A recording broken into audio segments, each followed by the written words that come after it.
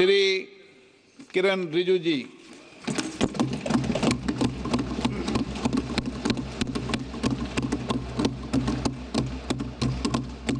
Honorable Speaker, sir, I rise to move the motion for consideration of the Waqf Amendment Bill 2025 and Mussalman Waqf Repeal Bill 2024. अध्यक्ष महोदय जी, आपने जो ruling दिया है JPC के बारे में जिक्र किया है, उसी के साथ साथ जुड़ते हुए एक मिनट किरण रिजिजू जी, एक मिनट श्री सौगत राय जी संशोधन संख्या 108 को प्रस्तुत करें। आप बोल रहे थे ना? Under Rule 77(2) of the Rules of Procedure, I propose that the Waqf Amendment Bill 2025 be recommitted for the purpose of eliciting further opinion thereon. Okay, माननीय मंत्री जी अब 12-16 पर अपना वक्तव्य दें।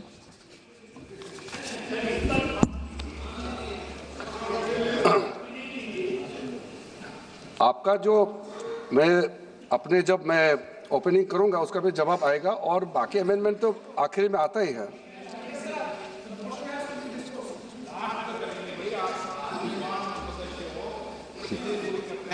चलिए माननीय मंत्री जी।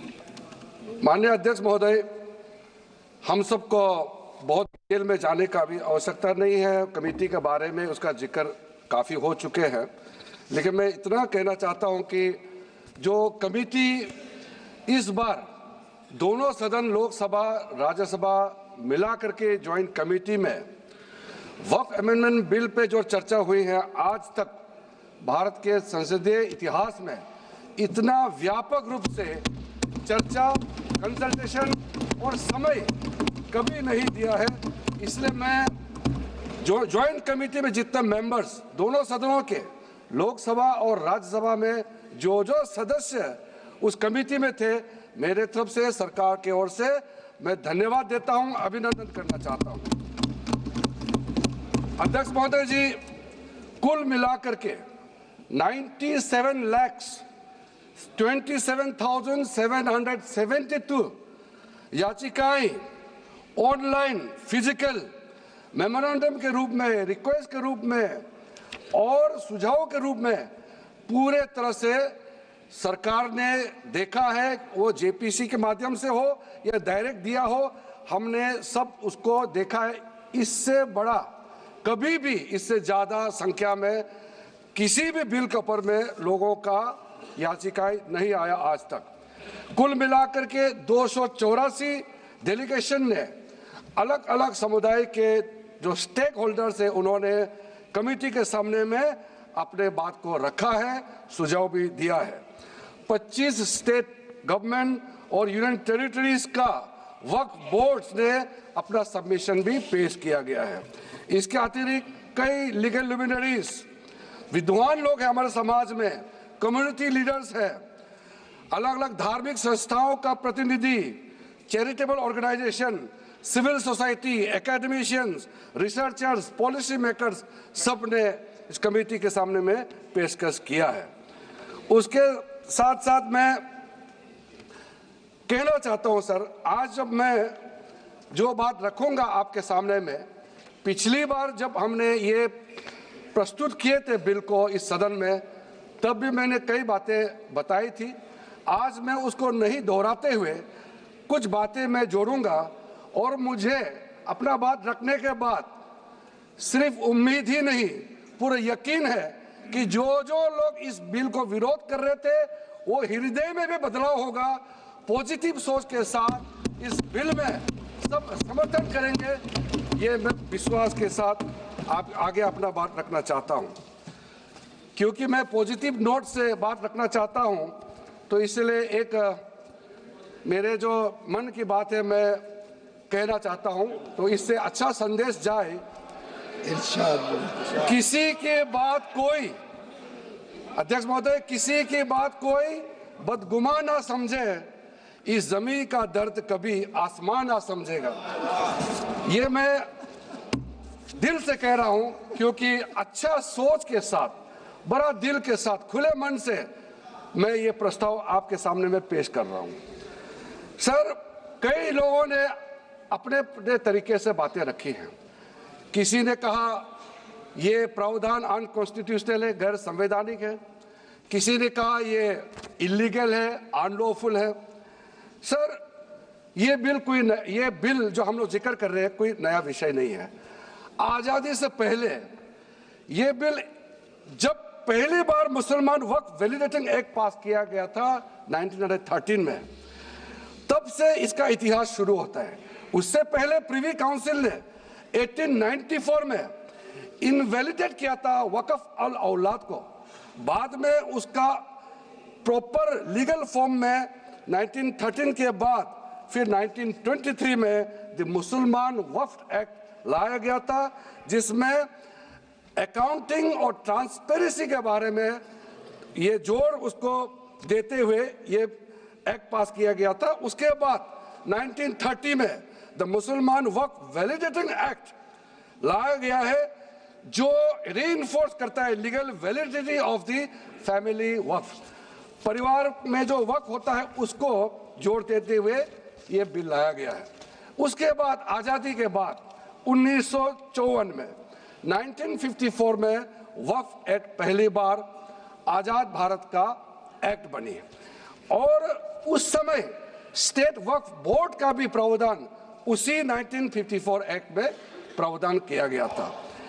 उस समय से लेकर के कई संशोधन के साथ में 1995 में व्यापक रूप से ये वक्फ एक्ट बनी है। तो उस समय किसी ने नहीं कहा कि ये एक्ट अनकॉन्स्टिट्यूशनल है, किसी ने नहीं कहा उस समय ये अनलॉफुल है। आज जब हम उसी बिल को सुधार के ला रहे हैं, तब आपको ये अनकॉन्स्टिट्यूशनल अनलॉफुल का ये शब्द इस्तेमाल करने का आपको ये नौबत कैसे आया, ये सोच क्यों आया? अगर आप सच्चे दिल से सोचते और मन साफ होते तो आप तर्क पे जाते। इस संशोधन बिल में जो जो तर्क है आप उसमें बात कीजिए। आप उसको छोड़ के जो कोई लेना देना नहीं है बिल में, उसका बात आप लेकर के लोगों को गुमराह करने का, बरगलाने का काम जो किया है, उसको मैं शुरू में साफ करना चाहता हूं। अध्यक्ष महोदय जी, 1995 में ट्राइब्यूनल का पहला व्यवस्था किया गया है ताकि वक्फ बोर्ड का कोई भी निर्णय किसी को अगर पसंद नहीं है या उसको चैलेंज करना चाहता है तो वक्फ ट्राइब्यूनल वहां आप जा सकते हैं। उसका प्रावधान पहली बार हुए हैं और उस समय यह भी फैसला हुआ कि 5 लाख से ज्यादा आमदनी किसी वक्फ प्रॉपर्टी में है, उसके लिए सरकार एग्जीक्यूटिव ऑफिसर्स अपॉइंट किया जाएगा। ये भी 1995 में शुरुआत की है।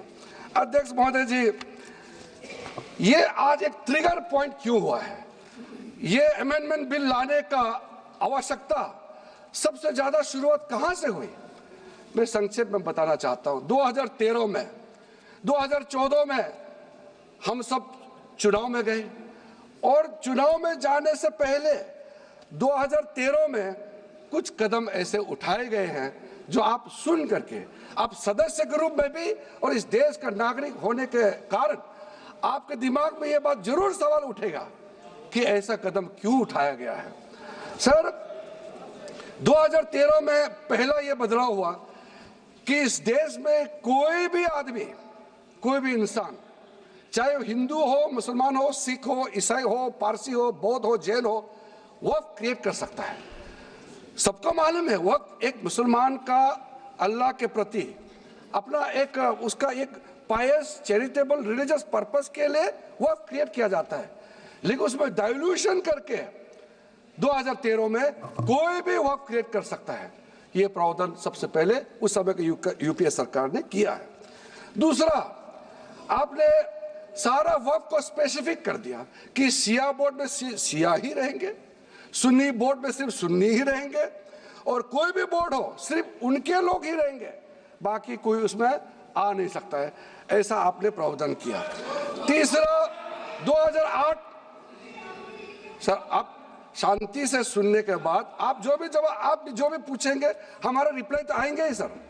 डिबेट का आखिरी में है, मेरा फिर से रिप्लाई होगा, तो अभी मैं जब शुरुआत में कुछ दृष्टिकोण रख रहा हूं, इसमें कोई हस्तक्षेप ना करे, ध्यान से सुनिए, ताकि हमारा डिबेट का स्तर भी ऊंचा रहे और तर्क भी सामने में आ जाए। सर, एक प्रावधान आया सेक्शन 108। उस सेक्शन 108 में ये लिखा गया है कि वक्फ बोर्ड का जो प्रावधान है इस देश में कोई भी मौजूदा कानून के ऊपर में रहेगा, ओवरराइडिंग इफेक्ट रहेगा, ऐसा आपने कानून बनाया है। इस देश में ऐसा कानून कैसे मंजूर कर सकते हैं अध्यक्ष महोदय जी?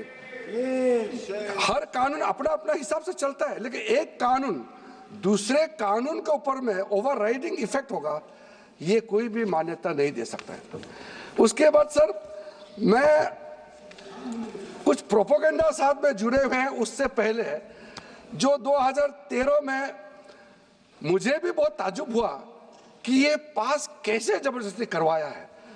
2013 में वक्फ पे यूजर जो आपने प्रावधान डाला, उसके बाद 1970 से केस चल रहा था दिल्ली के अंदर में। दिल्ली के अंदर में हमारा सीजीओ कॉम्प्लेक्स है, पार्लियामेंट बिल्डिंग है, कई प्रॉपर्टीज है, और इसको वक्फ बोर्ड, दिल्ली वक्फ बोर्ड ने क्लेम किया कि ये वक्फ प्रॉपर्टीज है। उसके बाद ये केस चल रहा था अदालत में। उस समय यूपीए सरकार ने पूरा सारा जमीन को डी नोटिफाई करके वक्फ बोर्ड को दे दिया। 123 प्रॉपर्टी।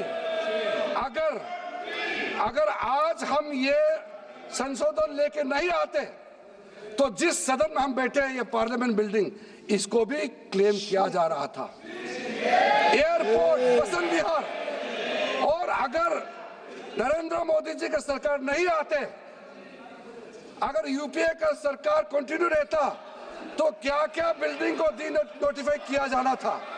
123 प्रॉपर्टी को तो डी नोटिफाई किया। मैं रिकॉर्ड में कह रहा हूं, अपने मन से कुछ नहीं कह रहा हूं, मैं ऑफिशियल रिकॉर्ड का बात बता रहा हूं। अध्यक्ष महोदय, आप काहे को उछल रहे हो? मैं अपने से थोड़ी बोल रहा हूं, जो हकीकत बात को बता रहा हूं। आप आराम से बैठ के सुनिए। आपके दल को और आपको सबको बोलने का मौका मिलेगा। माननीय मंत्री जी,